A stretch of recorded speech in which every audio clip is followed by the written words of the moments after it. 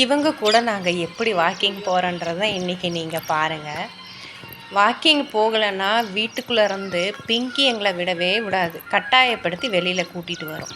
ஆனால் வெளியே போனால் வேறு ஏதாவது பப்பி வருதான்னு அதை பார்த்துக்கிட்டே நடக்கும்.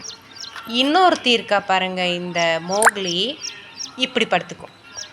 எவ்வளோ நேரம் வேணாலும் ரோட்டில் படுத்துக்கும். இது பேர் வாக்கிங் போகிறதாமா. பாருங்கள், இவன் என்னடானா ஒரு பப்பியை பார்த்துட்டு கயிறை இழுத்துட்டு நிற்கிறா பிங்கி சண்டைக்கு போகிறக்கு. இப்படியே தான் நின்றுட்டுருக்கோம். அப்படியே இன்னும் கொஞ்சம் இந்த பக்கம் பார்த்தா இது நடுவில் உட்காந்துருக்குது.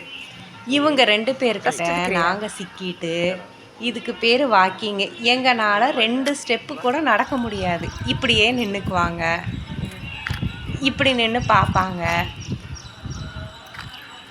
கூப்பிட்டு இதுக்கு பேர் வாக்கிங்கன்னா என்னத்தை சொல்கிறது பாருங்கள். படுத்தாச்சு, இப்போ படுத்தாச்சு. எங்களால் முடியவே இல்லைங்க.